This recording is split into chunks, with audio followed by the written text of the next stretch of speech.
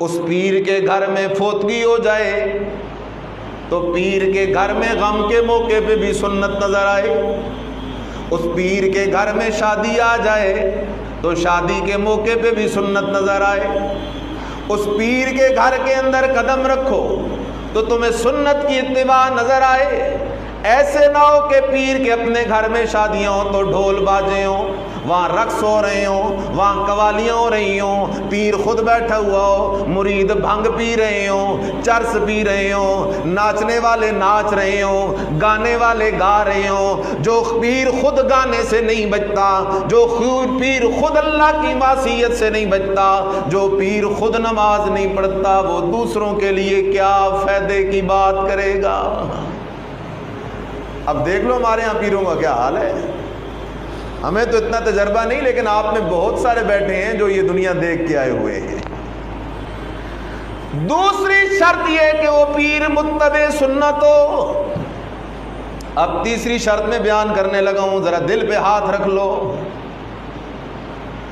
تیسری شرط یہ عالم بالکتاب والسنہ، وہ پیر قرآن کو بھی سمجھنے والا ہو، نبی علیہ السلام کی حدیثوں کو بھی سمجھنے والا ہو، قرآن کا بھی ماہر ہو، نبی علیہ السلام کی حدیث کا بھی ماہر ہو، اور جسے 6 کلمے ہی نہ آتے ہوں، جسے سورہ اخلاص ہی نہ آتی ہو، جسے نمازی نہ آتی ہو۔ آج لوگوں نے ایسے جاہلوں کو پیر بنا رکھا ہے، خدا گواہ ہے اتنی جہالت تو ہندوؤں کے مذہب میں بھی نہیں ملتی، اتنی جہالت تو یہودیوں کے مذہب میں بھی نہیں ملتی، اتنی جہالت تو عیسائیوں کے مذہب میں بھی نہیں ملتی۔ جس جہالت کے دہانے پہ آج امنا کے لال قمتی جا کھڑا ہوا ہے، اور انسان جسے خود نماز کا پتہ کوئی نہیں، جسے خود کلموں کا پتہ کوئی نہیں، جسے قرآن کی تلاوت کا نہیں پتہ، ترجمہ تو دور کی بات ہے، جسے حدیث کا علم ہونا تو دور کی بات ہے، اسے نبی کی کوئی ایک حدیث یاد بھی کوئی نہیں ہے، تو اسے پیر سمجھ بیٹھا ہے، اسے اپنی آخرت کی ضمانت سمجھ بیٹھا ہے۔ اس لیے خیال کر،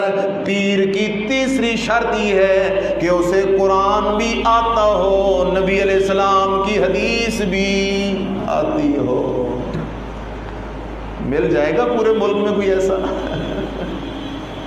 قرآن چھوڑ، اگر تیرے اندر ذوق ہے تو چل نکل۔ یہ جتنے لوگ بیٹھے ہیں پیر بن کے لوگوں کے ایمان پہ ڈاکے ڈال رہے ہیں، ان سے کہہ دے بھائی صرف سورہ فاتحہ کا ترجمہ سنا دو، صرف آیت الکرسی کا ترجمہ سنا دو، صرف سورہ اخلاص کا ترجمہ سنا دو۔